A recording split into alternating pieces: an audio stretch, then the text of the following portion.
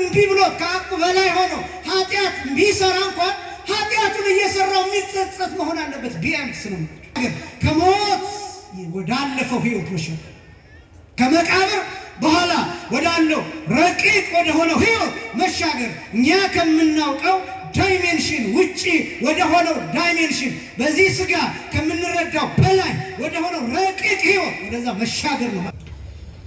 በስመ አብ ወወልድ ወመንፈስ ቅዱስ አሐዱ አምላክ አሜን።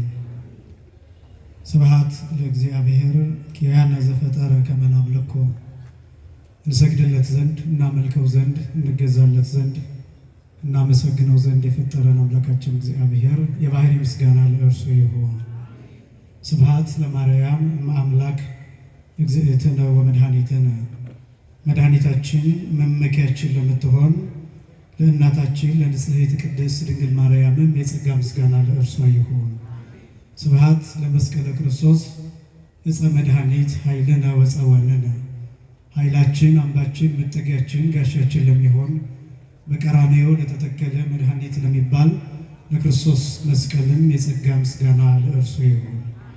ክቡር መምህራችን ክቡር ሊቀ ጉባኤ መምህር አምባይ አባተ የዚህ ታላቅ ደብር የስብከተ ወንጌል ኃላፊ፣ ክቡር ወንድማችን ዘማሪ ገብረ አምላክ እንዲሁም በደማቃ የምታመሰግን ወንድማችን ዘማሪ በኃይሉ፣ ክቡራን የዚህ ታላቅ ደብር አገልጋዮች አባቶች መነኮሳትና ቀሳውስት፣ ክቡራን መምህራን ወንጌል ሰባክያነ ወንጌል ሊቃውንተ ቤተ ክርስቲያን ያሬዳውያን፣ ክቡራን ወንድሞች ዲያቆናት፣ ክቡራን የእግዚአብሔር ልጆች አባቶች፣ እናቶች፣ ወንድሞችና እህቶች እንዲሁም ሕፃናት ሁላችሁም በኃያሉ በልዑል እግዚአብሔር ስም እንደምን ዋላችሁ?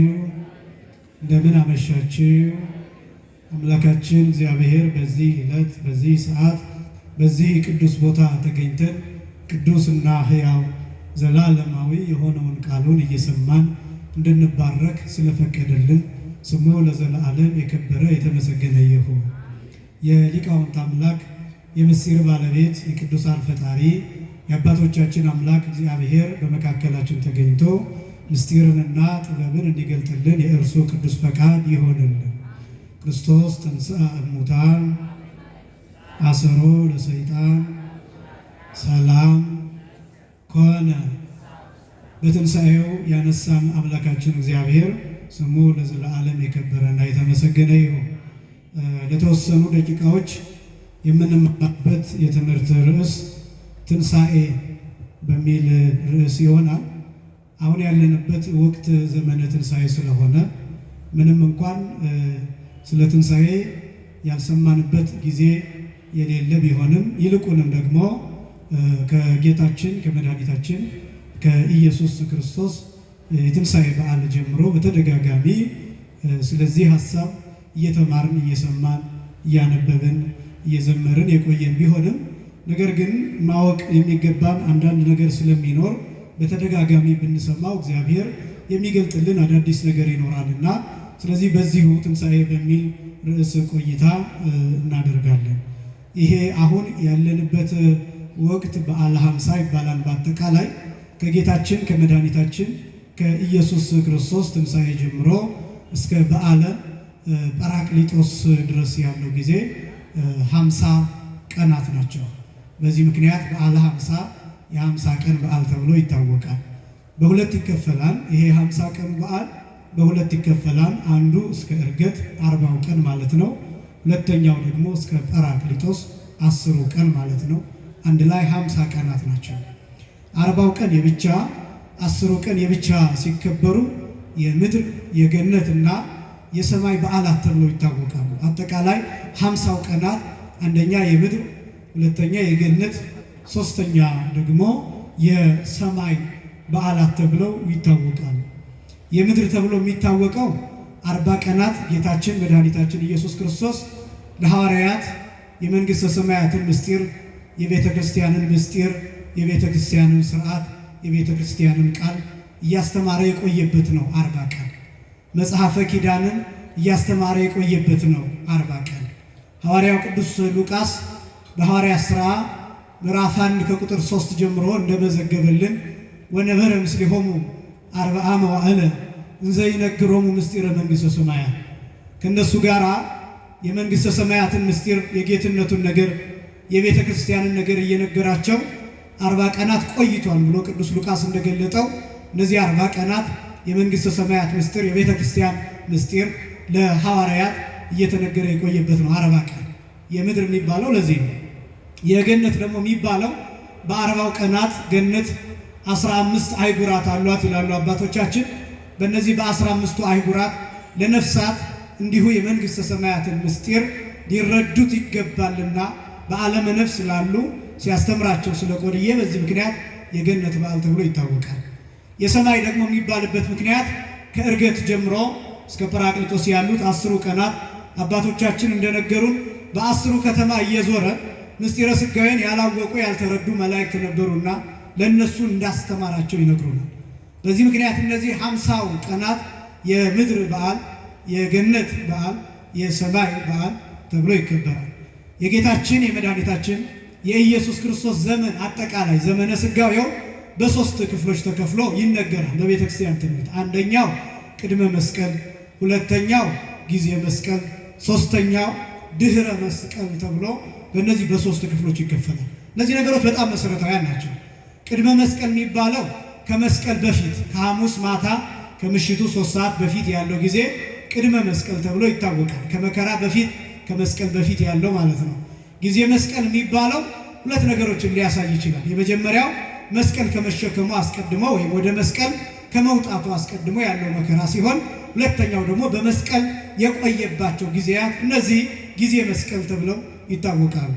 ድህረ መስቀል ደግሞ የሚባለው አካሉ ከመስቀል ከወረደ በኋላ በአካለ ሥጋ ወደ መቃብር ከወረደ በኋላ መለኮት ከሥጋው ሳይለይ ወይም መለኮት ያልተለየው ሥጋው ወደ መቃብር ከወረደ በኋላ ያለው ጊዜ ድህረ መስቀል ከመስቀል በኋላ ተብሎ ይታወቃል። እንግዲህ እነዚህ ቀናት 50 ቀናት ተብለው የሚታወቁት ከመስቀል በኋላ ባለው ውስጥ የሚካተቱ ናቸው ማለት ነው። ድህረ መስቀል በሚል እንግዲህ ዋናው ደግሞ በዚህ የምናስበው ትንሣኤ ነው። የጌታችን የመድኃኒታችን የኢየሱስ ክርስቶስን ትንሣኤ ነው የምናስበው። ትንሣኤ ሲባል በጠቅላላ 5 ነገሮችን ማስታወስ ይገባል። ብዙ ቦታ ገልጣለሁ ስለ ትንሣኤ ሳስተምር። አንደኛው የጌታችን የመድኃኒታችን የኢየሱስ ክርስቶስ ትንሣኤ፣ ሁለተኛው የእመቤታችን የቅድስት ድንግል ማርያም ትንሣኤ፣ ሶስተኛው የእነ አልዓዛር ትንሣኤ፣ አራተኛው የልቡና ትንሣኤ፣ አምስተኛው የጉባኤ ትንሣኤ። እነዚህ 5 ትንሣኤያት ይታሰባሉ። ለምንድን ነው እነዚህን 5ቱን መዘርዘር ያስፈለገኝ? ትንሣኤ የሚለው ጽንሰ ሐሳብ፣ ትንሣኤ የሚለው ቃል ሲነሳ እነዚህን 5ቱን ማስታወስ ይገባል። የጌታ ትንሣኤ ምን አይነት ነው?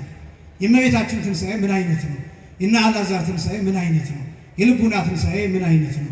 የመጨረሻው ትንሣኤ ምን አይነት ነው? እነዚህን እንድናውቅ ከመጨረሻው ቢጀምር ሁሉንም አልዘረዝርም። ከመጨረሻው ቢጀምር የጉባኤ ትንሣኤ ማለት ሲተረጎም የስብስብ ትንሣኤ ማለት ነው። የአንድነት ትንሣኤ ማለት ነው። በሌላ አገላለጥ የሁሉም ትንሣኤ ማለት ነው። የሰው ሁሉ ትንሣኤ ማለት ነው። ይህም በ2 ይከፈላል። የፍርድ ትንሣኤና የክብር ትንሣኤ ተብሎ ትንሣኤ ዘለ ክብርና ትንሣኤ ዘለ ደይን ተብሎ ወደ ሲኦል ወደ ገሃነም እሳት የሚኬድበት ትንሣኤና ወደ መንግሥተ ሰማያት ወደ ዘላለም የክብር ሕይወት የሚኬድበት ትንሣኤ ተብሎ ለ2 ይከፈላል። ስለዚህ ያ የጉባኤ ትንሣኤ ራሱ 2 አይነት ነው። ይሄ ብቻም አይደለም። እንግዲህ የእመቤታችን የቅድስት ድንግል ማርያም ትንሣኤ አለ። ከዛ ደግሞ የጌታ ትንሣኤ፣ የእነ አልዓዛር ትንሣኤ፣ የልቡና ትንሣኤ።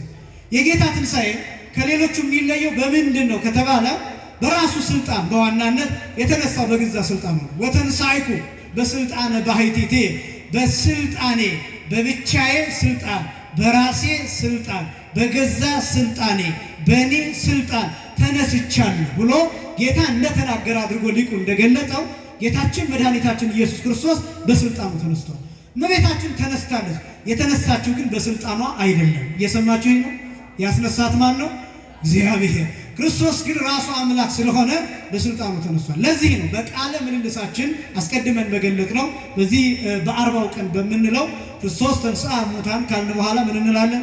በአቢይ ኃይል ወስልጣን፣ በታላቅ ኃይልና ስልጣን ክርስቶስ ተነስቷል ብለን እናገራለን። አያችሁ፣ የጌታ ትንሣኤ በራሱ ኃይል፣ በራሱ ስልጣን፣ በራሱ ፈቃድ፣ በራሱ ጉልበት፣ በራሱ አቅም፣ በራሱ ፈቃድ ነው የተነሳው። በዚህ ምክንያት የጌታ ትንሣኤ ከሌሎቹ ትንሣኤ ከነ አልዓዛር ትንሣኤ ከእመቤታችን ትንሣኤ ከእኛ ትንሣኤ ልዩ ነው፣ በራሱ ስልጣን ስለተነሳ። ይሄ ብቻም አይደለም። ጌታችን መድኃኒታችን ኢየሱስ ክርስቶስ ትንሣኤው ከነ አልዓዛር ትንሣኤ የሚለይበት ምክንያት የነ አልዓዛር ትንሣኤ እንደገና ይሞታል። አልዓዛር የአራት ቀን ሬሳ ሆኖ ከመቃብር ተጠርቶ ከተነሳ በኋላ 40 ዓመታትን በምድር ላይ ቆይቶ እንደገና ሙቷል። ከተነሳ በኋላ 40 ዓመት ቆይቶ በዚህ ምድር እንደገና ሞቷል። ክርስቶስን ግን ይመውትም ዝዳ ግን ይለው ከዚህ በኋላ ዳግመኛ አይሞትም። አንድ ጊዜ ሞትን ረግጦ ሞትን አሸንፎ በሞት ላይ ስልጣኑን አሳይቶ ቅዱስ ያሬድ እንደገለጠው አርአየ ስልጣኑ ላይ ለሞት በሞት ላይ ስልጣኑን አሳይቷን ብሎ እንደገለጠው ክርስቶስ ተነስቷል፣ ለዘላለም አይሞትም። ክብርና ምስጋና ለአምላካችን ይሁን። ለዚህ ነው ዮሴፍ ኒቆዲሞስ ጌታችንን ሲገንዙት ቅዱስ እግዚአብሔር ቅዱስ ኃያል ቅዱስ ሕያው ዘኢይመውት የማይሞት ሕያው ለዘላለም ሕያው የሆነ ብለው ያመሰግኑት የነበረው ለዚያ ነው። ስለዚህ የጌታችን የመድኃኒታችን የኢየሱስ ክርስቶስ ትንሣኤ ከሌሎቹ የተለየ ነው። የጌታችን የመድኃኒታችን የኢየሱስ ክርስቶስ ትንሣኤ ምንን ይዞልን መጣ የሚለውን ሐሳብ እሱን ላሳይ። የጌታችን ትንሣኤ ቀዳማዊ ነው። በኩር ተብሎ ነው የሚጠራው። ጌታ በትንሣኤው በኩር በጥንት በበዓት በተቀድሶ እያሉ መተርጉማን ይገልጣሉ። ዋናው ጌታችን መድኃኒታችን ኢየሱስ ክርስቶስ በትንሣኤ በኩራችን ነው። በእርገት በኩራችን ነው። ወደ ሰማያት በመሄድ በኩራችን ነው። ወደ ዙፋን በመሄድ በኩራችን ነው። እንከተለዋለን። እሱ ያደረገው ለምንድን ነው ከተባለ እኛ እንድናደርግ፣ እሱ የተነሳው ለምንድን ነው ከተባለ እኛ እንድንነሳ። አስደናቂው ነገር ክርስቶስ መከራውን ተቀብሎ ግን ከደስታው እንድንካፈል አድርጎ ነው። ከደስታው እንድንካፈል ይህንን ቅዱስ ዮሐንስ አፈወርቅ ሲናገር ይትባረክ እግዚአብሔር ዘሰመየ ሕማማተ ወልዱ ክብረ ወስብሐተ የልጁን መከራ ለእኛ ክብር አድርጎ ጌጥ አድርጎ ውበት አድርጎ የሰጠን በእርሱ መከራ እኛ እናጌጣለን፣ በእርሱ መስቀል እኛ እናጌጣለን፣ በእርሱ ሞትና እኛ እናጌጣለን። በጣም የሚገርመው ከሞቱ ሳንተባበር ያ ማለት ልክ እንደርሱ ተገርፈን ባንሞት እንኳን ግን ከትንሣኤው ጋር እንድንተባበር አድርጎናል። ክብርና ምስጋና ለስም አጠራር ይሁን ስለ ቸርነቱ። ተመልከቱ፣ በትንሣኤው እንድንተባበረው ማናችንም ሰማዕታት አሉ። በእርግጥ በእሳት የሚቃጠሉ አንገታቸው በሰይፍ የሚቆረጥ በመጋዝ የሚተረተሩ የሚሰቃዩ ያለ ጫማ የሚሄዱ እንደነ ቅዱስ ጊዮርጊስ በብረት ምጣድ የተጠበሱ የተቀቀሉ አጥንታቸው ሰውነታቸው እየተፈጨ ቆዳቸው እየተላጠ እየተበተነ እንደገና እየተነሱ መከራ የተቀበሉ ሰማዕታት አሉ። ነገር ግን ምናልባት እኔና እናንተ አምነን ብቻ ንስሐ ገብተን ብቻ ሥጋውን ደሙን ተቀብለን ብቻ ልንሞት እንችላለን። አስደናቂው የሁላችሁ ልክ እንደርሱ 6666 ጊዜ ተገርፈን አይደለም፣ ግን መከራውን እንድንካፈል አድርጎ በትንሣኤው ያስነሳናል። ክብርና ምስጋና ለአምላካችን ይሁን። ለዚህ ነው ቅዱስ ያሬድ ሲያመሰግን እኛም በዚህ በበዓለ ሃምሳ ስናመሰግን ምን እንላለን? ወምድርኒ ትገብር ፋሲካ ተሐጽባ በደመ ክርስቶስ ይሁን። ምድርም ደስታ ታደርጋለች። በማን ደም ታጥባ? በክርስቶስ ደም ታጥባ። ምድሪቱ ራሱ እንዲያውም ቅዱስ ያሬድ በጣም ጎላ ሲያደርገው ይገብሩ በዓለ ደመና ይገብሩ በዓለ ሰማያት እያለ ይናገራል። ሰማያት በዓል ያደርጋሉ ይላል፣ ደመናት በዓል ያደርጋሉ ይላል። ለምን? ምን አገባቸው ደመናት? ምን አገባት ምድር? ምን አገባቸው ሰማያት ቢባል በሰው አንጻር የተነገረ ነው። ፍጥረት ሁሉ በጌታ መወለድ፣ ፍጥረት ሁሉ በጌታ መምጣት፣ ፍጥረት ሁሉ በጌታ ደም ማፍሰስ፣ ካሳ መክፈል፣ ስጋ መቁረስ፣ ፍጥረት ሁሉ በጌታ መነሳት ደስ ብሎታል። ስለዚህ እኛም ይህንን ደስታ ነው ከሆነ ፍስሐ ወሰላም እያልን የምናመሰግነው። ክብርና ምስጋና ለአምላካችን ይሁን። የጌታ ትንሣኤ ማለት ነው። ነገር ግን የተከበራችሁ ክርስቲያኖች ርዕሳችን ትንሣኤ ነው። ትንሣኤ ማለት መነሳት ማለት ነው። የጌታችን የመድኃኒታችን የኢየሱስ ክርስቶስ ትንሣኤ ሲታሰብ እንዴት መሆን አለበት የሚለውን ደግሞ እንዴት መረዳት አለብን የሚለውን እሱን ማሳሰብ በእጅጉ ያስፈልጋል። ይህ በዓለ ሃምሳ የአዝማነ መንግሥተ ሰማያት ምሳሌ ነው። በዋናነት የአዝማነ መንግሥተ ሰማያት ምሳሌ ማለት በመንግሥተ ሰማያት ረሃብ የለም። እንደምታውቁት በበዓለ ሃምሳ አንጾምም። በመንግሥተ ሰማያት ሐዘን የለም። እንደምታውቁት በበዓለ ሃምሳ ሐዘን የለም፣ ማልቀስ የለም። ለዚህ ነው ንስሐ አባት አማክረን የንስሐ አባቶቻችን ከሚያዙን ጥቂት ነገሮች በስተቀር ለዚህ ነው ንስሐ የለም የሚባለው። ለዚህ ነው ጭራሽ ንስሐ አይገባም ማለት አይደለም። ጭራሽ ምንም ቀኖና አያስፈልግም ማለት አይደለም። ይህንን የሚያዙት የንስሐ አባቶች ወይም የነፍስ አባቶች ብቻ ናቸው። ኃጢአት እንደፈለግን እየሰራን ምንም አይነት ንስሐ አይገባም ማለት አይደለም። ከነፍስ አባት ጋር ማውራት ያስፈልጋል። በነገራችን ላይ በየትኛውም ጊዜ ከካህን ምክር ከካህን ፈቃድ መለየት አያስፈልግም። እንደዛ የሚዘጋ የቤተክርስቲያን ስርዓት የለም። ምን ማለት ነው? ስግደት የለም፣ ጾም የለም፣ እነዚህ ነገሮች የለም፣ ማዘን የለም፣ ማልቀስ የለም፣ ጥቁር መልበስ የለም። ለምን? የጌታን ትንሣኤ በደስታ ስለምናከብረውና ይህም ዘመን የመንግሥተ ሰማያት ምሳሌ ስለሆነ ያንን እንተገብራለን እንጂ እየተበላ እየተጠጣ የሚሰገርበት ጊዜ አይደለም። በጣም ብዙ ክርስቲያን የሚረዳው እንደዛው። አብዛኛው ኦርቶዶክሳዊ በዚህ ሰዓት እየበላ ነው፣ በዚህ ሰዓት እየጠጣ ነው። ብዙ ሰው ሰክሯል፣ በዚህ ሰዓት ሞቅ ብሎታል። በዚህ ሰዓት አንዳንዱ መንገድ ላይ ይገዳገራል፣ አንዳንዱ ቱቦ ውስጥ ያድራል፣ አንዳንዱ ማተቡን ማሳለቂያ ያደርገዋል። እንደምታውቁት ክርስቶስ ተነሳልኝ ብሎ እሱ ይሞታል፣ እሱ መጠጥ ቤት ያድራል፣ እሱ በመጠጥ ራሱን ይስታል፣ ሰውነቱን አሳልፎ ለዲያብሎስ መጫወቻ አድርጎ ይሰጣል።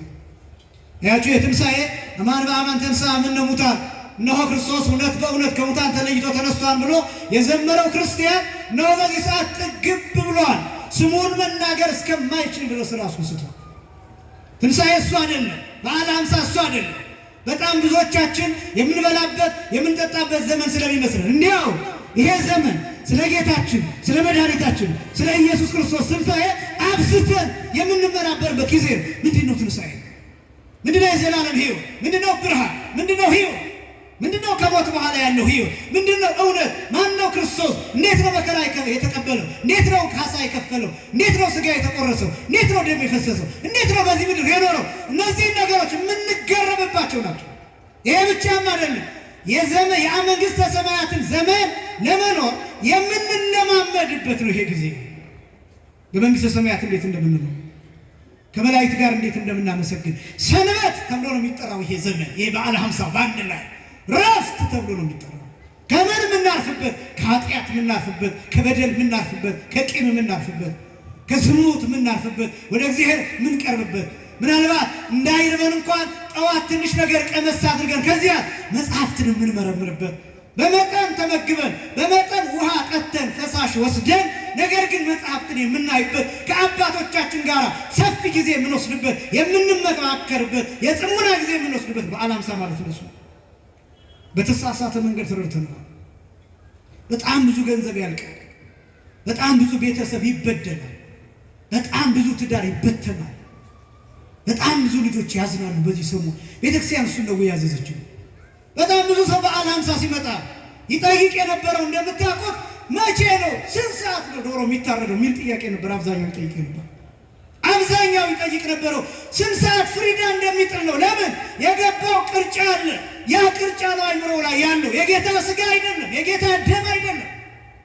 ስንት ሰዓት ነው ቅዳሴ የሚገባው ብሎ የጠየቀን ሰው የለም። ስንት ሰዓት ነው ማህሌት የሚቆመው ብሎ የጠየቀን ሰው የለም። አክፍሎ ስንት ሰዓት ነው የሚጀመረው? ምግብ ማቆም ዓርብ ማታ እስከ ስንት ሰዓት ነው የሚበላው? ከዛ በኋላ ከስንት ሰዓት በኋላ ነው መብላት የሚቆመው የሚለውን የጠየቀን ሰው የለም። ሳምንቱን እንደሚቀደስ እንኳን የሚያውቅ ሰው በጣም ጥቂት ነው። ትንሣኤ ካለፈ በኋላ ቅዳሴ ይቀደሳል። ባዶ ነበር ቤተክርስቲያን፣ ባዶ ነበር። ሰኞ ባዶ ነበር፣ ማክሰኞ ባዶ፣ ሮብ፣ ሐሙስ፣ ዓርብ፣ ቅዳሜ ባዶ። ብዙ ጉባኤያት በበዓለ ሃምሳ እጅግ ጭንቅ ናቸው፣ ሰው አይገኝባቸውም። ለምን? አብዛኛው ሰው ወደ መብላት ሂዷል። ክርስቶስ ተነስቷል፣ ሰው ግን ራሱን እየገደለ ነው በኃጢአት። እንዲህ አይነት ልምምዶች ውስጥ እናልፋለን። ትንሣኤ ይሄ ነው ወይ? መሳለቅስ አይሆንም ወይ በክርስቶስ ትንሣኤ? እናንተን ለማለት አይደለም፣ እናንተ ለሌሎቹ እንድታስተምሩ። እናንተማ መጥታችኋል፣ እናንተ እኮ ተነሳችኋል። እናንተ በዚህ ሰዓት አይምሯችሁ ተነስቷል። እናንተ በዚህ ሰዓት በጌታ ፊት ናችሁ። እናንተ በዚህ ሰዓት በቤተክርስቲያን ፊት ናችሁ። እናንተ በዚህ ሰዓት ሥጋችሁን ከመጠጥ አስነስታችኋል። ከዓለም ርኩሰት አስነስታችኋል። ከዓለም ድካም ራሳችሁን አስነስታችኋል። በዚህ ሰዓት አሁን ያላችሁት በትንሣኤ ነው። ስለዚህ ትንሣኤ ምንድን ነው? እሱን ማሰብ ያስፈልጋል። እሱን ማወቅ ያስፈልጋል። ለሌሎቹ ልትነግሯቸው ነው። ትንሣኤ የመጀመሪያ የጌታ ትንሣኤ፣ ይህን ትንሣኤ እንድናውቅ እንድንረዳ የተደረገ ነው። የመጀመሪያው በጣም አስደናቂ ነገር ልንገራችሁ። ቤተክርስቲያኒቱ እንደው በጣም እንደው ለመረዳት እንድትሞክሩ ነው። ሰኞ ማዕዶት ይባል ነበር፣ ትንሣኤ ነው። ማክሰኞ ቶማስ ይባል ነበር፣ ትንሣኤ ነው። ረቡዕ አልዓዛር ይባል ነበር፣ ትንሣኤ ነው። ሐሙስ አዳም ሐሙስ ይባል ነበር፣ የትንሣኤ ሳምንት ትንሣኤ ነው። ዓርብ ቤተክርስቲያን ተብላ ትጠራ ነበር፣ ትንሣኤ ነው። ቅዱሳት አንስት ቅዳሜ እናስባቸው ነበር፣ ትንሣኤ ነው። ቤተክርስቲያኒቷ ምን እየሰራች ነው? በየቀኑ ትንሣኤን እየሰበከች። ማዕዶት ማለት መሻገር ማለት ነው። ወዴት መሻገር? ከሞት ወዳለፈው ሕይወት መሻገር፣ ከመቃብር በኋላ ወዳለው ረቂቅ ወደ ሆነው ሕይወት መሻገር፣ እኛ ከምናውቀው ዳይሜንሽን ውጪ ወደ ሆነው ዳይሜንሽን በዚህ ስጋ ከምንረዳው በላይ ወደ ሆነው ረቂቅ ሕይወት ወደዛ መሻገር ነው ማዕዶት ማለት። ተሻግራችኋል። አልፋችሁታል። ሞትም አልፋችሁታል። ይሄን የስጋ ሕይወት ረቂቅ ሕይወትን ለመረዳት ትሞክራላችሁ፣ ለማሰላሰል ትሞክራላችሁ። መንፈሳዊ ሕይወት ምን እንደሆነ ለማሰብ ትሞክራላችሁ። ክርስትና ምን እንደሆነ፣ ቤተክርስቲያን ምን እንደሆነ፣ ወንጌል ምን እንደሆነ ለመረዳት ትሞክራላችሁ። መቁረብ ምን እንደሆነ፣ ስጋው ደግሞ ምን እንደሆነ ለማሰብ ትሞክራላችሁ። እነሱ ታስባላችሁ። እነሱ ከሆነ ትንሣኤ ላይ ናቸው። ማዕዶት ትንሣኤ ነው። እዛ ቀጥሎ ደግሞ ቶማስ ትንሣኤ ነው። ቶማስ ሰዱቃዊ ነበር። ሰዱቃዊ ማለት ተጠራጣሪ ማለት ነው። ሰዱቃውያን ማለት ትንሣኤ ሙታን የለም ብለው የሚያስተምሩ ናቸው። ቶማስ ለምን ማክሰኞ ቀን እንደተደረገ ታውቃላችሁ? ጌታ በተነሳ በሦስተኛው ቀን ያለው ቀን ቶማስ የጌታችን የመድኃኒታችን የኢየሱስ ክርስቶስን ጎን ከዳሰሰ ከነካ በኋላ ጌታዬ አምላኬ ብሎ መስክሯል። ከዚያስ ሰዱቃዊውን ትምህርት ትቶ ሰዱቃዊውን ጥርጣሬ ትቶ ከዛ በኋላ አንደኛ ትንሣኤ ሙታንን የሚያስተምረው ቅዱስ ቶማስ ነበር። ክብርና ምስጋና ለአምላካችን ይሁን። እኛንም ከጥርጣሬ ሞት ከኑፋቄ ሞት እንዲያስነሳን አምላካችን ቅዱስ ፈቃድ ይሁንልን። ቶማስ ስትል ቤተክርስቲያኒቷ ትንሣኤን እየሰበከች ቶማስ እንዴት ከሀሳቡ እንደተነሳ ወዳጅ፣ ብዙ አይነት ጥርጣሬ በአይምሯችን ያልፋል። ብዙ አይነት ሀሳብ በአይምሯችን ያልፋል። ብዙ አይነት ነገር በአይምሯችን በልባችን ያልፋል። ከሱ ስትነሳ ያኔ ትንሣኤ ይባላል። ቂምህን ስትተው፣ በቀልህን ስትተው፣ በይቅርታ ስትነሳ፣ በፍቅር ስትነሳ፣ በሰላም ስትነሳ፣ ወንድምህን ስትወደው፣ ወንድምሽን ስትወጂ፣ እህትሽን ስትወጂ፣ እህትህን ስትወድ፣ ትዳርን ስታከብር፣ ስትታመን ተነስተሃል። ትንሣኤ ማለት እነሱ። ቶማስ የተነሳው ከነዚህ አይነት ጥርጣሬ ነው። ሀሳብ ሬሳ ያደርጋል። ክፉ ሀሳብ በድን ያደርጋል። ክፉ ሀሳብ ይገላል። ጭካኔ ይገላል። ቂም ይገላል። ብሔርተኝነት ይገላል። መከፋፈል ይገላል። መለያየት ሬሳ ያደርጋል። በድን ያደርጋል። ተነስ ከሱ። ሽባ ከሆንክበት ከሱ አስተሳሰብ ተነስ። መነሳት ማለት እነሱ። ቶማስን ትንሣኤ ትሰብክበታለች ቤተክርስቲያን። አልዓዛር ሮባ አልዓዛር ብላ ታነሳለች። አልዓዛር ተነስቷል ከመቃብር። ትንሣኤ ይሰበክበታል። ምሳሌ ስለሆነ ምንም እንኳን ተመልሶ ቢሞትም እንደገና ይነሳል። አዳም ሐሙስ ለእነሱ የተካሰ ስለሆነ እነሱን አንስታ ቤተክርስቲያን ትንሣኤ ትሰብካለች። ዓርብ ቤተክርስቲያን አጠቃላይ ትንሣኤ ቤተክርስቲያን በዓል ነው፣ ሃይማኖቷ ነው። ትንሣኤ ይህን ትሰብክበታለች። ከዚያስ ቅዱሳት አንስት ትሰብካለች። ቅዱሳት አንስት ለምን ይነሳሉ? ከኃጢአት ሞት የተነሱ ናቸው ብዙዎቹ ሴቶች። 7 አጋንንት የወጣላቸው ከዝሙት ሕይወት የወጡ ሴቶች አሉ፣ ከሞት ያመለጡ። ያ ትንሣኤ ነው። እነዚህ ሴቶች በሚደንቅ ሁኔታ ከዚያ ሞት አምልጠው የጌታችን የመድኃኒታችን የኢየሱስ ክርስቶስን ትንሣኤ ለማብሰር ለሌላው ለመናገር በቁ። ክብርና ምስጋና ለአምላካችን ይሁን። ከሞት ወጥተው እኛም ከሞት አምልጠን የጌታን ትንሣኤ በእውነት ለማብሰር ሁላችንንም ያብቃ። የጌታችን ትንሣኤ እንዲህ ይሰበክበታል። ሳምንቱ አጠቃላይ ወደ እኛ ትንሣኤ ስንመጣ ትንሣኤ ልቡናና ትንሣኤ ዘጉባኤ የሚባል ትንሣኤ ነው። ትንሣኤ ልቡና የሚለው በሶስት ይከፈላል። እነዚህን ላስቀምጥ። የመጀመሪያው የህሊና ትንሣኤ፣ ሁለተኛው የልቡና ትንሣኤ፣ ሶስተኛው የአእምሮ ትንሣኤ። ደግሞና ጠይቃቸዋለሁ። የመጀመሪያው የህሊና ትንሣኤ፣ ሁለተኛ የልቡና ትንሣኤ፣ ሶስተኛ የአእምሮ ትንሣኤ። የመጀመሪያው የምን ትንሣኤ አልኳችሁ? የህሊና ትንሣኤ፣ ሁለተኛ የልቡና ትንሣኤ፣ ሶስተኛ የአእምሮ ትንሣኤ። እስኪ ድገሙት። አንደኛ የህሊና ትንሣኤ፣ ሁለተኛ የልቡና ትንሣኤ፣ ሶስተኛ የአእምሮ ትንሣኤ። ህሊና፣ ልቡና፣ አእምሮ የሚባሉ በጣም ቃላት ቁልፍ ቃላት አሉ። ህሊና ማለት ሀሳብ ማለት ነው። ልቡና ማለት አስተውሎት ማለት ነው። አእምሮ ማለት እውቀት ማለት ነው። እደግመዋለሁ። ህሊና ማለት ሀለየ አሰበ ከሚለው የግዕዝ ግስ የወጣ ነው። ህሊና ማለት ማሰብ ሀሳብ ማለት ነው። ልቡና የሚለው ቃል ነበወ አስተዋለ ከሚለው የወጣ ነው። ልቡና ማለት አስተውሎት ማስተዋያ ማለት ነው። አእምሮ የሚለው ቃል አእመረ ወይም አመረ አወቀ ከሚለው የወጣ ነው። አእምሮ ማለት እውቀት ማለት ነው። ቅደም ተከተላቸው እንደዚህ ነው። ህሊና ይቀድማል፣ ልቡና ይከተላል፣ አእምሮ በመጨረሻ ይመጣል። ህሊና ሀሳብ ለእናንተ በሚገባችሁ ቋንቋ እንዴት ጥሬ ዕቃ ልትወስዱ ትችላላችሁ፣ እንደ ኢንፑት ልትወስዱ ትችላላችሁ። ህሊና ፕሮሰስ ይደረጋል። በምን ፕሮሰስ ይደረጋል? በልቡና በአስተውሎት ፕሮሰስ ይደረጋል፣ ፊልተር ይደረጋል። ፕሮሰስ ተደርጎ ምርት ታገኛላችሁ፣ ፕሮዳክት ታገኛላችሁ፣ ወይም አውትፑት ታገኛላችሁ። እሱ አእምሮ ይባላል፣ እውቀት ይባላል። በመጽሐፍ ላሳያችሁ። የሉቃስ ወንጌል ምዕራፍ 24 ከቁጥር 35 ጀምሮ ብትመለከቱ ጌታችን በተዘጋ ደጅ ይገባና ለሐዋርያት ሰላም ለሁላችሁ ይሁን ይላቸው እና ወመሰሎሙ ከመዘመን ፈሰይርእዩ ይላል። ምታት ያዩ መሰላቸው ይላል። በቀጥታ ወደ ሐሳባቸው የመጣው አይምሯቸው ላይ ብልጭ ያለው ብትን ያለው መንፈስ የሚለው ምታት የሚለው እና ጌታ እንዲህ ይላቸው ለምን ትአርግልና እኩይ ውስተ ልብክሙ ለምን ወደ ልባችሁ ክፉ ሐሳብ ይገባል? ለምን መንፈስ መሰልኳችሁ? ለምን ምታት መሰልኳችሁ? ርእዩ እደዌ ወእገሬ ወግሱሱኒ እጆቼን እዩ እግሮቼን እዩ ዳሱኝ አላቸው። ፈቀደላቸው። ምታት እንዳልሆነ በዚህ አረጋገጡ። ከዛስ ይኸውላችሁ መጀመሪያ ወደ ልባቸው የመጣው ሐሳብ ክፉ ሐሳብ ነው። እሱንም ብሎ ጠራው ጌታ ህሊና እኩይ ብሎ ጠራው። ክፉ ሐሳብ ይሄ ነው ህሊና የሚባለው። ከዛስ ወደ ልብ ይሄዳል። ከዛስ ፊልተር ይደረጋል። ጌታ ተጠነቀቀ። በምን ተጠነቀቀ? ልባቸው ውስጥ ይሄ ክፉ ሐሳብ እንዳይዘገይ ልባቸው ውስጥ ሌላ ሐሳብ በጎ ሐሳብ ተከለ። ምን አይነት? እጆችን እዩ እግሮችን እዩ ዳሱኝና እመኑ። እምነት ልቡናቸው ላይ ተከለ። በሚያስደንቅ ሁኔታ የሉቃስ ወንጌል ምዕራፍ 24 ቁጥር 45 ላይ ስትመለከቱ እንዲያውም በፊታቸው በላ ይላል። እንዲያምኑ እንዲያረጋግጡ ማለት ነው። ከዛስ ወኮነ ልቦሙ ከመ ሰብል ይላል። ልቡናቸው እንደተዳመጠ ብራና ሆነ ይላል። ልቡናቸው ምናቸው? ልቡናቸው። ልብ አሁን ህሊና ከዛስ ወደ ልቡና መጣ። አስተዋሉት። ከዚያስ ያ ምን ሆነ? እውቀት ሆነ። ከዚያስ ኢየሱስ ብለው አማኑኤል ብለው በዓለም ዙሪያ አስተማሩ። ይሄ የመጨረሻው የአይምሮ ትንሣኤ የእውቀት ትንሣኤ ተብሎ ይጠራል። አሁን ወደ ህሊና ትንሣኤ እንምጣ።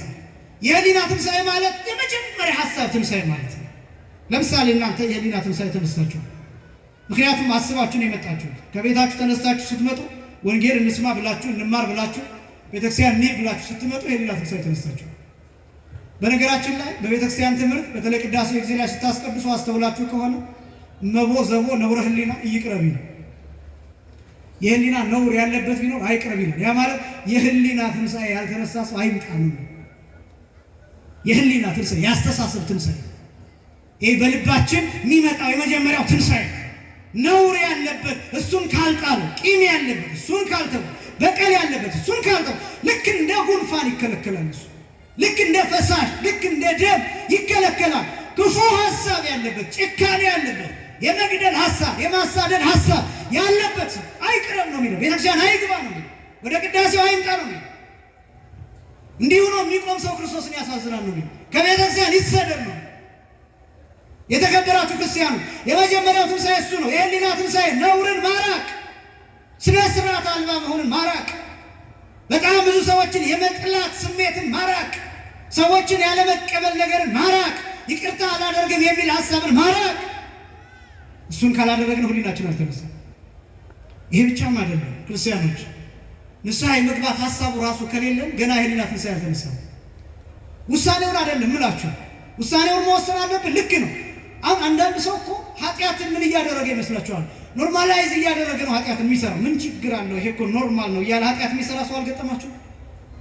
ይሄ እኮ ምን ችግር አለው የሚል ንስሐ ለመግባት ራሱ ሐሳብ የሌለው ኃጢአት እንደሆነ ራሱ እውቅና መስጠት የማይፈልግ በደል እንደሆነ ራሱ ማመን የማይፈልግ ወንድም እያሳደደ ልክ ነው ለሱ፣ ሙስና እየተቀበለ ልክ ነው ለሱ፣ ኪራይ እየሰበሰበ ልክ ነው ለሱ፣ ድሃ እየገፋ ለሱ ልክ ነው።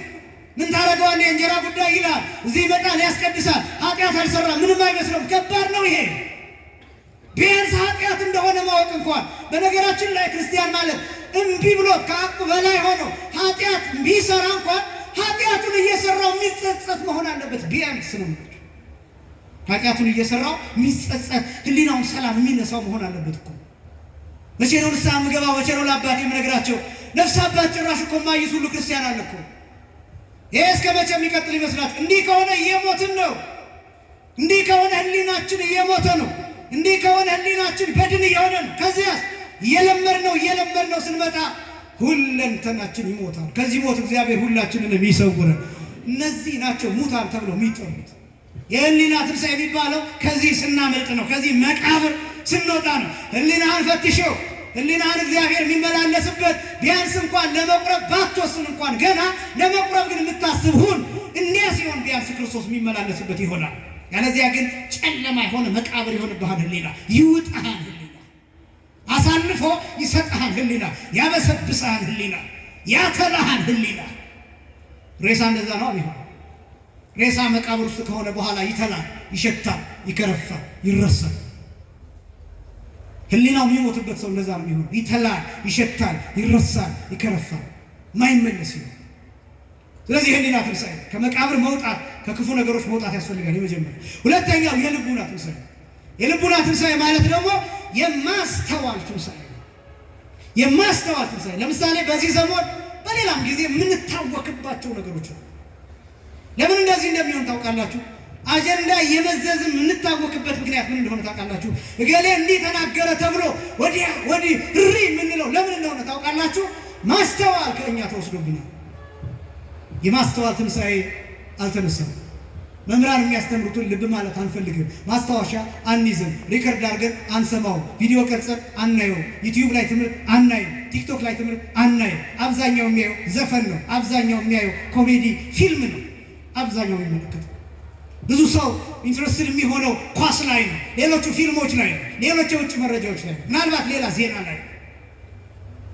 ብዙ ሰው ራሱን አሳልፎ የሚሰጠው ለዚህ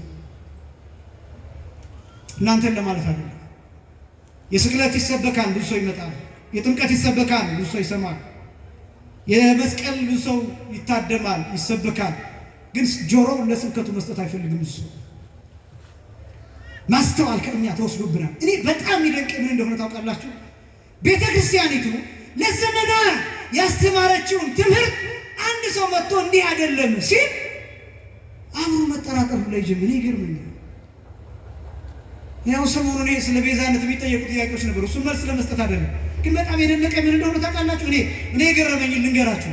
ሰው ሲጠይቀኝ ስለ እመቤታችን ቤዛዊትነት አስተምሩ ሲል እንዴ ሰው ይጠራጠራል እንዴ ብዬ እውነቴን ነው የምላችሁ። እንዴ የእመቤታችን ቤዛዊትነት በልኳስ የእኛ ሰው ይጠራጠራል እንዴ? አንዳንድ እኮ ጥያቄዎችን የምንጠይቀው እኮ ለሌሎቹ መልስ ለመስጠት አይደለም፣ እኛ ውስጥ ራሱ ጥርጣሬው አለ ማለት ነው። ችግር እኮ እሱ ነው። ለምንድን ነው እንደዛ የሆነ? ማስተዋል ስለተወሰደብን፣ የልቡና ትንሣኤ ስለተነሳ። እኔ አንድ ነገር እነግራችኋለሁ። የጉባኤ ትንሣኤ ምንም አይጠቅምም ይሄኛውን ትንሣኤ ካልተነሳ። ባንነሳ ይሻል ነበር፣ አይቻልም እንጂ ይሄኛውን ትንሣኤ ካልተነሳ ነው ማለት ነው። የልቡና ትንሣኤ ካልተነሳ፣ ይሄ የህሊና ትንሣኤ ካልተነሳ፣ የመጀመሪያውን ትንሣኤ ካልተነሳ ያኛውን ትንሣኤ የምንነሳው ምን አይነት ትንሣኤ እንደሆነ ታውቃላችሁ? የክብር ትንሣኤ ነው የምንነሳው። በሌላ አገላለጥ የዘላለም ሞት ትንሣኤ ነው የምንነሳው። ከዚህ እግዚአብሔር ሁላችንንም ይሰውረን። ይሄኛውን ትንሣኤ ካልተነሳ፣ በንስሐ ካልተነሳ፣ በቁርባን ካልተነሳ፣ የቤተክርስቲያንን ምስጢራት በመፈጸም ካልተነሳ፣ በክርስትናችን ካልተነሳ፣ በበጎነት ካልተነሳ፣ በይቅርታ ካልተነሳ፣ በፍቅር ካልተነሳ፣ በሕይወት በመንፈሳዊ ሕይወት ካልተነሳ፣ ያኔ ስንነሳ ብንነሳ እንኳን ወደ ጨለማው ነው የምንገባው፣ ወደ ብርሃን አይደለም፣ ወደ ጨለማ ውስጥ ነው የምንገባው። በቃ ይሄ ነው ማወቅ ያለብን። ይሄ ቅዱስ ጳውሎስ እንዲህ ነው ኤፌሶን ምዕራፍ 5 ቁጥር 14 ላይ አንተ የምትተኛ ንቃ ይላል። አንተ የምትተኛ ንቃ፣ ከሙታንም ተነሳ፣ ክርስቶስም ያበራልሃል ይላል። አያችሁ፣ ትንሣኤ ማለት ብርሃን ማለት ነው። በብርሃን ውስጥ መኖር፣ ጨለማውን ማሸነፍ። ትንሣኤ ማለት እንደሱ ነው። የልቡና ትንሣኤ የሚባለው ይሄ የመጨረሻው ትንሣኤ ከጊዜ አንጻር የአእምሮ ትንሣኤ ይባላል። እስኪ በሉ የአእምሮ ትንሣኤ።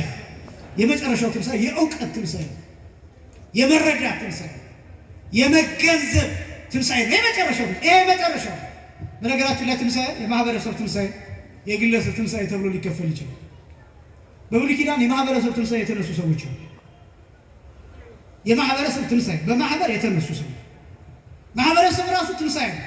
ማህበረሰብ ሞት አለ። ማህበረሰብ ኢቮሉሽን አለ። ይሄን ታውቃላችሁ። ዝግመተ ለውጥ አለ ማህበረሰብ። አንድ ማህበረሰብ ከአንድ ታሪክ ወደ ሌላ ታሪክ ሽፍት ሊያደርግ ይችላል። አንድ ማህበረሰብ ከደግነት ወደ ክፉነት ሽፍት ሊያደርግ ይችላል። አንድ ማህበረሰብ አንድ ላይ ሆኖ ሊገል ይችላል። አንድ ላይ ሆኖ ስለ አንድ ነገር ሊስማማ ይችላል። አንድ ላይ ሆኖ ኃጢአት ሊሰራ ይችላል። አንድ ላይ ሆኖ ጽድቅ ሊሰራ ይችላል። ጽድቅ ሲሰራ አንድ ማህበረሰብ ተነሳ ማለት ነው። ለምሳሌ በብሉይ ኪዳን ብሔረ ብፁዓን ተብሎ በሚጠራው ሀገር የደረሱ ሰዎች የማህበረሰብ ትንሣኤ የተነሱ ሰዎች ናቸው። የማህበረሰብ ትንሣኤ፣ የአንድነት ትንሣኤ፣ ውሸትን ያመለጡ፣ ወደ እውነት ይሄዱ፣ በሽታን ያመለጡ ወደ ሕይወት ይሄዱ፣ ሞትን ያመለጡ ወደ ሕይወት ይሄዱ፣ ብቻቸውን ከእግዚአብሔር ጋር ይኖሩ እነዚህ ሰዎች ናቸው። ይሄ የማህበረሰብ ትንሣኤ ተብሎ ይጠራል። ክብርና ምስጋና ለአምላካችን ይሁን። ያስነሳናል። ይሄ እናንተ ሁኔታ የማህበረሰብ ትንሣኤ ተብሎ ሊጠራ ይችላል። የማህበረሰብ ትንሣኤ ማለት የህብረት ትንሣኤ፣ የአንድነት ትንሣኤ፣ አንድ ላይ ያለንበት ሁኔታ እሱ ማለት ነው። ይህ የህብረት ትንሣኤ ይባላል። ከዛ የግለሰብ ትንሣኤ ይባላል። ይህንን ትንሣኤ ነው ቅዱስ ጳውሎስ አንተ የምትተኛ ንቃ፣ ከሙታንም ተነሳ፣ ክርስቶስም ያበራልሃል ብሎ የሚናገረው። ያበራልን አምላካችን እግዚአብሔር ስሙ ለዘላለም የከበረና የተመሰገነ ይሁን።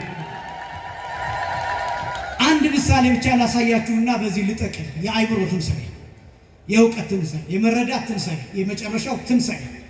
በሌላ አገላለጥ ይሄ ኢንላይትመንት የሚባለው ብሩህነት የሚባለው ትንሣኤ ማለት እንደሱ ስለሆነ ሁለንተናችን ብሩህ የሚሆንበት ነው። ትንሣኤ ማለት እንደሱ ሁለንተናችን ማለት ሰውነታችን፣ ውስጣችን፣ ህዋሳቶቻችን እነዚህ በሙሉ ብርሃን ገንዘብ የሚያደርጉበት ማለት ነው። ትንሣኤ ማለት እንደሱ ወደ ብርሃንነት፣ በሌላ አገላለጥ ኢነርጂ መሆን ማለት ነው፣ ኃይል መሆን ማለት ነው። ምክንያቱም ትንሣኤ ራሱ ኃይል ተብሎ ስለሚገለጥ ትንሣኤ ማለት እንደሱ። አሁን በጣም ልጆቻችን ትንሣኤ ሲባል ከመቃብር ስለመውጣት ነው የምናስበው። አይደለም። ከመቃብር ስለመውጣት ብቻ አይደለም፣ ባለህበት ልትነሳ ትችላለህ። አንድ ምሳሌ ላሳያችሁ። የዮሐንስ ወንጌል ምዕራፍ 21 ከቁጥር 15 ጀምሮ ያለ ወንጌል ታገኛላችሁ። ጴጥሮስን ትወደኛለህ እያለ 3 ጊዜ ጠይቀው ትዝ ይላችኋል። ምን እያለው እንደሆነ ታውቃላችሁ? ጌታ ጴጥሮስን ትወደኛለህ ማለት ፍቅር የሚለው አገላለጥ ትንሣኤን የሚገልጥ ነው። ጴጥሮስ በጎቹን ለመሸከም ለመጠበቅ መነሳት አለበት። የተነሳ ሰው መሆን አለበት። የተነሳ ሐዋርያ መሆን አለበት። የሞተ አይደለም መሆን ያለበት። የሞተ ሕያው ሊሸከም አይችልም፣ ምክንያቱም ራሱ ሙቷል። ስለዚህ ጴጥሮስ በፍቅር መነሳት አለበት፣ በመውደድ መነሳት አለበት፣ ፍጹም በመሆን መነሳት አለበት፣ በመታመን መነሳት አለበት ጴጥሮስ። ስለዚህ ትወደኛለህ እያለ ይጠይቀዋል 3 ጊዜ ትንሣኤ። ከዛ በኋላ በምን ሞት እንደሚሞት ይነግረዋል ጌታ። ለዚህ ነው ትንሣኤ ነው የምላችሁ። በምን ሞት እንደሚሞት፣ በምን አይነት ሞት እንደሚሞት ይነግረዋል፣ ግን እንደሚነሳም እየጠቆመው። ከዛስ ጴጥሮስን ተከተለኝ ይለዋል። ይሄን ከነገረው በኋላ ጴጥሮስ ተነስቶ ጌታን ይከተል። ከዛ ዮሐንስ ወንጌላዊ ዘወር ብሎ ይመለከትና ጴጥሮስ ጌታን እንዲህ ብሎ ይጠይቃል፣ ይሄኛው ደቀ መዝሙርስ እንዴት ይሆናል ብሎ ይጠይቃል። ከዛ ጌታ ምን እንደሚለው ታውቃላችሁ? ለዮሐንስ ወንጌላዊ እኔ እስከምመጣ ድረስ፣ እስኪ በሉ እኔ እስከምመጣ ድረስ በሉ፣ ቢቆይስ ምን አግዱ? ጌታ የተናገረው ስለ ዮሐንስ ወንጌል ምን እያለው እንደሆነ ታውቃላችሁ? ዮሐንስ ወንጌላዊ የነበረበት ሁኔታ ትንሣኤ ልክ ነው። ዮሐንስ ወንጌላዊ በጌታ ፍቅር ራሱን ገድሏል። ትንሣኤ ማለት እንደሱ በእግዚአብሔር ፍቅር ራስን መግደል፣ ራስን ምውት ማድረግ፣ ለዓለም ራስን በድን ማድረግ፣ ለኃጢአት ራስን ሬሳ ማድረግ። ትንሣኤ ማለት እንደሱ ለጽድቅ ሕያው ነው፣ ለበጎ ነገር ሕያው ነው፣ ለእግዚአብሔር ስም ሕያው ነው። ትንሣኤ ማለት እንደሱ ነው። ዮሐንስ በዘመን ሁሉ እያለቀሰ ደሙን ጨርሶ እንባ ጨርሶ እያልቅሶ አጥንቱ ከቆዳው ጋር ተጣብቆ ነው ዮሐንስ የተጠራው። ተነስቶ ነበር ዮሐንስ የነበረበት ሁኔታ ልክ ነበር። ጌታ ጴጥሮስን የፈለገው ዮሐንስ ወደ ነበረበት ስቴት ኦፍ ማይንድ ከፍ እንዲል ነው ጴጥሮስን የፈለገው። ስፒሪቹዋል ስቴት ኦፍ ማይንድ፣ መንፈሳዊ የሆነ የአእምሮ ልክ፣ የአስተሳሰብ ልክ የትኛው ሌቭሉ፣ የትኛው ደረጃው፣ የትኛው አያችሁ? የምንጠበቀው ወደዛ ከፍ እንድንል የምንፈልገው ወደዛ ነው። ሌላ ምሳሌ ላሳያችሁና ልጨርስ። የሉቃስ ወንጌል ምዕራፍ 24 ከቁጥር 13 ጀምሮ ከትናንት ወር ጀምሮ ስትሰሙት የነበረው የኤማውስ መንገደኞች፣ እነዚህ ሁለት ሰዎች የተነሱት የህሊና ትንሣኤ፣ ከዚያ የልቡና ትንሣኤ፣ ከዚያ የመጨረሻው አእምሮ ትንሣኤ ተነስተዋል። ወንጌሉ የሚያሳየን እሱ። መጀመሪያ ጌታ ሲቀላቀላቸው አላወቁትም። ከዛስ አንተ የኢየሩሳሌም እንግዳ ነህን እያሉ እንደፈለጉ መናገር ይጀምራሉ። ከዛስ ጌታ ይተረጉምላቸዋል። ልባቸው ቀስቀስ እያለ፣ አይምሯቸው እየለሰለሰ፣ አይምሯቸው እየለዘበ፣ ልባቸው እየታዘዘ ሲመጣ ይታወቃቸው። እነሱ ራሳቸው እንዲህ ብለው እንደገለጡት አኮኑ ይነድደነ ልብነ ወይርህቀነ እንዘ ይነግረነ መጽሐፍተ፣ መጽሐፍቱን እየተረጎመ እየፈተፈተ ሲነግረን ልባችን ይረቅብን፣ እንደ እሳት ይቃጠል ይቃጠልብን አልነበረብን እንደተባባሉት ራሳቸው ውስጣቸው ገብቶ ህሊናቸው ውስጥ ገብቶ ልቡናቸው ውስጥ ገብቶ እየቀሰቀሳቸው ነበር፣ እያስነሳቸው ነበር። እናንተ ለማመን እየዘገያችሁ እያለ መጽሐፍት ሁሉ የሚናገሩት ስለሱ አይደለም ወይ? እንደሚነሳ አታውቁም ወይ? በሶስተኛው ቀን መከራ እንደሚቀበል እነ ሙሴ አልተናገሩም ወይ? እንዴት ይሄን ረሳችሁት? እያለ ጌታ ይህንን እየተረጎመ ይነግራቸው። ይሄ ነው የልቡና ትንሣኤ የሚባለው። ልባቸው ውስጥ ገብቶ ልባቸውን እየሰረሰረ ልባቸውን እያረሰረሰ እያነሰነተ ይነግራቸው። ከዛስ በጣም የሚገርመው ልቡናቸው እየተነሳ ሲመጣ እያስተዋሉ ሲመጡ ምን እንዳሉት ታውቃላችሁ? ወናሁ መሴ ወተቆልቆለ ፀሐይ ህድር ምስሌነ፣ እነሆ መሽቷል፣ ፀሐዩም ሊገባ ነው፣ ከእኛ ጋር ምን በላሉት ህደር ብለው ጠየቁት። በእርግጥ የጠየቁት በቤታቸው እንዲያድር አይደለም፣ በልባቸው እንዲያድር ነው የጠየቁት። በሰውነታቸው እንዲያድር፣ በህይወታቸው እንዲያድር ነው የጠየቁት። ለምን እንደሆነ ታውቃላችሁ? እነዚህ ሰዎች በጌታ መከራ በጽኑ የተጎዱ ሰዎች ናቸው። ግርፋቱን አይተው ያ በአይምሯቸው ተስሎ እየጠወለጉ ነበር ይሄዱ የነበሩ። ፊታቸው እየተቋጠረ እየተፈታ እየጠቆሩ መከራው ትዝ ሲላቸው በአይናቸው እንባ እያቀረረ እንዲህ እየሆኑ ነበር ይሄዱ የነበሩት። በጌታ መከራ የተጎዱ ሰዎች ነበሩ። ከልባቸው ነበር ስለ ጌታ የሚያወሩት። እኛ ተስፋ አድርገን ነበር እስራኤልን እንዲቤዥ ተስፋ አድርገን ነበር እያሉ ነበር ይናገሩ የነበሩትና እነዚህ ሰዎች ውስጣቸው ተቃጥሎ ስለነበረ ጌታ እያቀዘቀዘላቸው ሲደርሱ ደስ ስላላቸው ከእኛ ጋር እደር ብለው ግድ አሉት ይላል። ጌታ ቸር ነውና ደግ ነውና አይንቅምና ወደ ቤታቸው ሄዱ። በማዕድ ተቀመጡ። አይደለም ማዕድ ላይ ሲቀመጡ ባረከና ቁራሹን ሰጣቸው። ያን ጊዜ አይናቸው ተፈታ ይላል። ክብርና ምስጋና ለአምላካችን ይሁን። ይሄኛው የእውቀት ትንሣኤ፣ መጀመሪያ የህሊና ትንሣኤ ተነሱ፣ ሁለተኛ የልቡና ትንሣኤ ተነሱ፣ መጨረሻ የእውቀት ትንሣኤ። አይናቸው ተፈታ፣ ከእነርሱ ተሰወረ። ከዛ ምን እንዳደረጉ ታውቃላችሁ? ወንጌሉ እንዲህ ይላል፣ አሚሃ ይላል በይእቲ ሰዓት ተሰውጡ ውስተ ኢየሩሳሌም ይላል። ያን ጊዜውኑ ወዲያውኑ በዚያ ሰዓት ይላል ወደ ኢየሩሳሌም ተመለሱ። ለምን? የአእምሮ ትንሣኤ ተነሱ። እነዚህ ሰዎች ሶስት ነገሮችን አሸንፈዋል። ስንት ነገሮችን? የአእምሮ ትንሣኤ ስትነሱ እነዚህን ሶስት ነገሮች ታሸንፋላችሁ። የመጨረሻው ትንሣኤ የእውቀት ትንሣኤ፣ የመረዳት ትንሣኤ። ይህን ትንሣኤ ስትነሱ ሶስት ነገሮች፣ እነዚህ ሶስት ነገሮችን አሸንፈዋል። አንደኛ ረሃባቸውን አሸንፈዋል። ሁለተኛ ድካማቸውን አሸንፈዋል። ሶስተኛ ጨለማውን አሸንፈዋል። የመጀመሪያው ረሃባቸውን አሸንፈዋል ማለት ምን ማለት መሰላችሁ? እነዚህ ሰዎች ኢየሩሳሌም ነው የዋሉት። ከኢየሩሳሌም ተነስተው ግዕዙ 60 ምዕራፍ ይለዋል። እናንተ ሊገባችሁ ወደ 12 ኪሎ ሜትር አካባቢ ነው ከኢየሩሳሌም እስከ ኤማሁስ ድረስ 12 ኪሎ ሜትር። ይህን ያህል መንገድ ተጉዞ አልበሉ ውለዋል። ማታ ቤታቸው ከጌታ ጋር ገቡ። በማዕድ ተቀመጡ። ቆረሰና ሰጣቸው። ያችን ቁራሽ ሲቀምሱ አይናቸው ተፈታ፣ ልባቸው ተከፈተ። ከዚያ ማዕዱን ትተው ጌታን ተከተሉት። ክብርና ምስጋና ለአምላካችን ይሁን። ጦማቸውን የዋሉ ሰዎች፣ በብዙ ሊበሉ በብዙ ያስቀረቡ ሰዎች፣ ከእንግዳ ጋር ሊበሉ እንግዳ ይዘው የገቡ ሰዎች የቀረበውን ማዕድ ትተውት ማዕዳቸውን ክርስቶስን ተከተሉት። የሚያጠግባቸውን ክርስቶስን፣ የዘላለም ምግብ የሆነውን ክርስቶስን፣ የዘላለም እንጀራ የሆነውን ክርስቶስን፣ የዘላለም መጠጥ የሆነውን ክርስቶስን፣ ሕይወት የሆነውን ክርስቶስን ተከተሉ። አይናችሁ ሲፈታ ይህን ታደርጋላችሁ። አይምሯችሁ ሲነሳ፣ ልባችሁ ሲነሳ፣ ህሊናችሁ ሲነሳ አትደክሙ። ረሃባችሁን ትረሳላችሁ። የእንጀራ ጉዳይ አያሳስባችሁ፣ ምድራዊ ጉዳይ አያሳስባችሁ። እየሮጣችሁ ወደ ኢየሩሳሌም ትመለሳላችሁ። ወደ መቅደሱ፣ ወደ ቤተ ክርስቲያኒቱ ትሄዳላችሁ። ወደ ወንጌል ትሄዳላችሁ። ወደ ገዳም ትሄዳላችሁ። ወደ ቅዱሳት ቦታው ትሄዳላችሁ። ወደ ሰው ትሄዳላችሁ። ወደ ጎረቤቶቻችሁ ሄዳችሁ ታጽናናላችሁ። ምክንያቱም ክርስቶስ ጎረቤታችሁ ነው። ክርስቶስ ወንድማችሁ ነው። ክርስቶስ እህታችሁ ነው። ክርስቶስ በመንገድ የምታልፉት ሰው ሁሉ ነው። ያን ትረዱታላችሁ። ከእናንተ ትከፍላላችሁ። ረሃባችሁን ስትረሱ የተቀበላችሁትን ተባርኮ የተሰጣችሁ ቁራሽ ያጠግባችኋል። እሱን ይዛችሁ ክርስቶስን ትከተላላችሁ።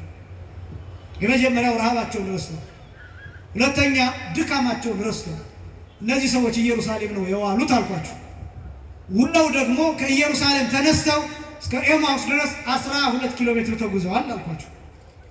አሁን ልክ እንደደረሱ አይናቸው ሲፈታ እንደገና ከኤማውስ ተነስተው ወደ ኢየሩሳሌም ተመለሱ። 12 ሲደመር 12 ስንት ኪሎ ሜትር አጠቃላይ? 24 ኪሎ ሜትር በእግራቸው፣ በመኪና አይደለም፣ በእግራቸው፣ በሰረገላ አይደለም፣ በእግራቸው። ምናልባት ጫማም ላይኖር ይችላል፣ በባዶ እግራቸው ያን ድካማቸውን ረሱ። ቤታቸው ርፍ ማለት በሚያስፈልጋቸው ሰዓት ድካማቸውን ትተው ክርስቶስን ተከተሉት። ክርስቶስ ሲገባችሁ ድካማችሁን ትረሱታላችሁ። የአእምሮ መነሳት ስትነሱ፣ እውነተኛውን ትንሣኤ ስትነሱ ድካም የለም። ትሰግዳላችሁ፣ አይደክማችሁም። ታገለግላላችሁ፣ አይደክማችሁም። ትመጸውታላችሁ፣ አይደክማችሁም። ትረዳላችሁ፣ አይደክማችሁም። ትሄዳላችሁ፣ አይደክማችሁም። ትማራላችሁ፣ አይደክማችሁም። እኛ ክርስቶስ ትንሽ እንኳን በሕይወታችን ማሳደር ስላልቻለን ነው ድካም ውስጥ ምን ሆነው ምን ዝል ነው ዓለም ያደከመን፣ ዓለም ያንከራተተን፣ ምንቅበዘበዘው፣ ረፍት ያጣ ነው መከራ ምናየው ክርስቶስን ስላልተረዳ ነው። በብዙ ድካም ውስጥ እያለፍን ያለ ነው። ለዛ አያችሁ፣ ሰው ሲደክም አብረን ምን ደክመው ሌላውን ተውት። መምህራኑ ሲደክሙ አብረን እንደክማለን። ሰባኪው ሲሳሳት አብረን እንሳሳታለን። ዘማሪው ሲወድቅ አብረን መውደቅ እንፈልጋለን። የሆነ ሰው የቤተክርስቲያን አገልጋይ የነበረ ሰው እንዲሆነ ሲባል አብረን መድከም እንፈልጋለን። ክርስቶስ አልገባንማ። አለትህ ክርስቶስ ነው። የፈለገ ምንም አይነት ትምህርት ባስተምርህ የምትቆመው እኔ ላይ አይደለም፣ ክርስቶስ ላይ ነው። እሱ ላይ ስትቆም አይደክምህም። ስለዚህም እነዚህ ሰዎች ድካማቸውን አሸንፈው ክርስቶስን ተከተሉ። የመጨረሻው ጨለማውን አሸንፈው። አስደናቂ ነው። እኔ ይገርመኛል። ወንጌል ምን እንደሚል ነገርኳቸው አይደለ? መሽቷልና ከኛ ጋር እደር ነው ያሉት። ምን ብሏልና? መሽቶ ከኛ ጋር እደር አሉ። መሽቷልና ከኛ ጋር እደር ያሉ ሰዎች አሁን ሳይመሽባቸው እነሱ ቤታቸውን ለቀው ወጡ። አይገርማችሁም? መሽቶብሃል፣ ጨልሞብሃል፣ አሁን ልትሄድ አይገባም፣ ናና እኛ ጋር እደር ብለው እንግዳ ይዘው የገቡ ሰዎች አይናቸው ሲፈታ የመረዳት ትንሣኤ፣ የእውቀት ትንሣኤ፣ የአእምሮ ትንሣኤ ሲነሱ ጨለማውን ረሱት። ለምን? ትንሣኤ ብርሃናቸው ሆኗል። ትንሣኤ ማለት ብርሃን ነው። ክብርና ምስጋና ለአምላካችን ይሁን። መነሳት ማለት እሱ አይጨልምብህም። ከተነሳ አይጨንቅህም። ከተነሳ ድብርት የለም። ከተነሳ ተስፋ መቁረጥ የለም።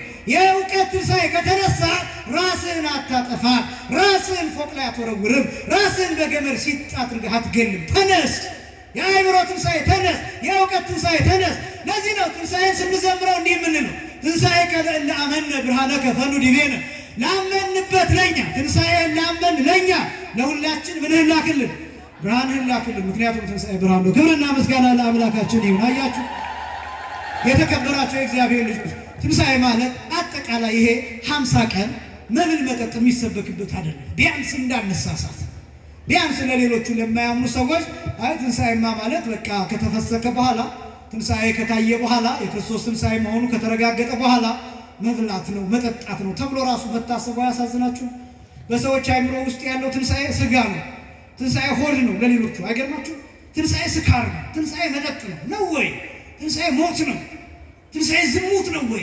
ያሳፍራል እኮ። ትንሣኤ ዝሙት ነው ወይ? 55 ቀናት ጾመን ለኃጢአት የምንቀጣጠርበት ነው ወይ ትንሣኤ ዘመን? እንደዛ ነው ወይ ሀሳቡ? ስለዚህ ሞተናል ማለት ነው። እንዲህ ከሆነ መነሳት አለብን ማለት ነው። ከየመቃብሮቻችን በጣም ብዙ ደግሞ በየግል ብንፈተሽ የወደቅንባቸው የተቀበርንባቸው መቃብሮች አሉ። ማንነታችን የተላበት፣ ማንነታችን የሸተተበት፣ የከረፋበት የኃጢአት መቃብር አለን እያንዳንዳችን። ጉድጓድ አለን እያንዳንዳችን። ሬሳ የሆንበት የተሸነፍንበት ብዙ ነገር አለ። እንነሳ ከዚያ። ትንሣኤ ማለት ይሄ ቅዱስ ያሬድ ሲናገር ጓል አንበሳ ስከብ ከሆነም ከይ የአንበሳው ልጅ ሆይ አንበሳው ደቦል ሆይ ፈጽመህ ተኝተሃል ሙተሃል፣ ነገር ግን ተነስተሃል ይልና አንሳአኒ በትንሣኤከ ይላል። እስኪ በሉ አንሳአኒ በሉ እስኪ በትንሣኤከ። በትንሣኤ አንሳኝ ማለት ነው። አምላካችን እግዚአብሔር በትንሣኤ ሁላችንንም ያስነሳል። ለመንግሥተ ሰማያት ያብቃል። ለሥጋው ደግሞ ያብቃል። ለንስሐ ያብቃል። ለዘላለም ሕይወት ያብቃል። ያስተማረን የአባቶቻችን አምላክ እግዚአብሔር ይክበር ይመስገን። ወስብሐት ለእግዚአብሔር።